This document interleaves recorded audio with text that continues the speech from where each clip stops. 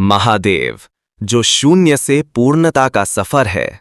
क्या आपने कभी किसी को देखा है जो सब कुछ छोड़कर भी सब कुछ अपनाता हो?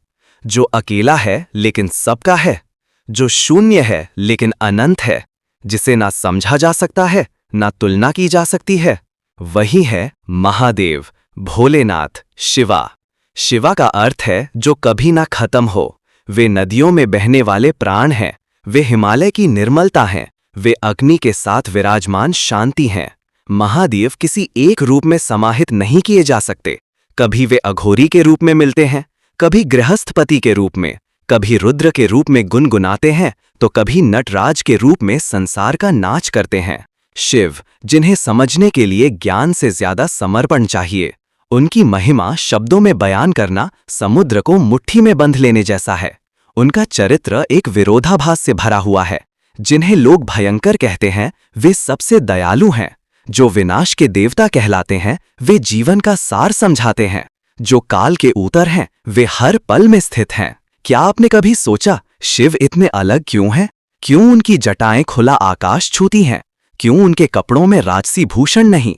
क्यों वे शमशान में बैठते हैं? क्यों वे सांप को गले में धारण करते हैं? क्योंकि वे हमें दिखाते हैं कि जीवन की सच्चाई किसी मंदिर के सुखमय घंटों में नहीं, बल्कि उस शव में छुपी है जो किसी दिन हम भी बन जाएंगे। महादेव कहते हैं, जीवन एक अनित्य यात्रा है। जो तुम्हारा है वो एक दिन छूट जाएगा। इसलिए जियो, लेकिन आसक्ति से नहीं, भक्ति से। कमाओ, लेकिन मोह से नहीं, समर्पण से। जब सती ने अपने पिता के अपमान से पीड़ित होकर आत्मदहन किया तो शिव तांडव में विक्षिप्त हो गए। उस तांडव में संसार कंप उठा। पृथ्वी, आकाश, देव सब कांप गए। उन्होंने सती के जले हुए शरीर को कंधे पर उठाया और ब्रह्मांड भर में घूमते रहे। विष्णु ने चक्र से सती के शरीर के टुकड़े टुकड़े किए। जहां जहां टुकड़े गिरे वहीं पे शक्तिपीठ बने। और शिव ने समझा दिया, प्रेम जब अंतिम सीमा तक जाए तो वो भक्ति बन जाता है। उनका प्रेम ऐसा है जो प्रलय ला सकता है। उनका विराग ऐसा है जो शांति ला सकता है। और उनका ज्ञान ऐसा है जो अंधकार को सूर्य बना देता है। एक कथा अति प्रसिद्ध है जालंधर की।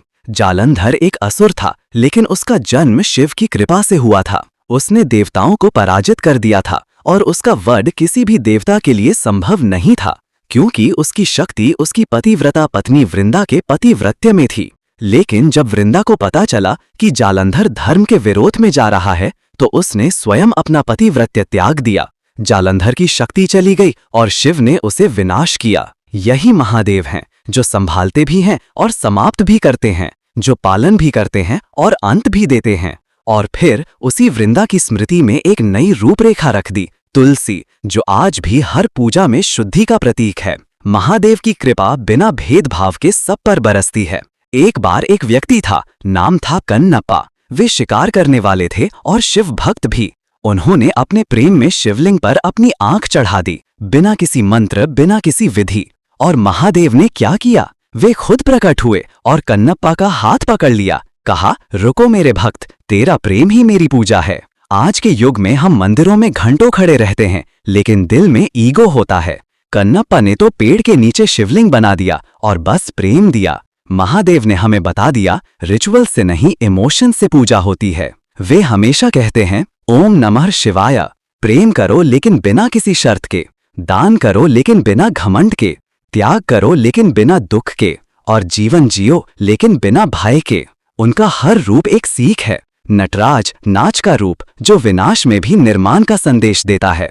अर्धनारीश्वर, जिसमें पुरुष और स्त्री का समन्वय है, ये समझाता है कि नारी और पुरुष एक दूसरे के पूर्णता हैं। अघोरा, जो भय को तोड़ता है और सच्चाई के सामने रख देता है। महादेव ने हमें ये भी सिखाया, तुम कुछ भी हो सकते हो, राजा या फकीर, योद्धा या साधक, तपस्वी या गृहस्थ, लेकिन अगर तुम्हारा मन पवित्र है तो तुम मेरे हो। क्या आज के युग में कोई देवता इतने अपने लगते हैं? उनका एक नाम है आशुतोष, जो आसानी से प्रसन्न हो जाते हैं। उनके भक्त एक बेलपत्र ले जाते हैं, थोड़ा सा जल और एक मन से कह देते हैं, भोले, मैं कुछ नहीं जानता, बस तेरे दर्शन चाहता हूँ।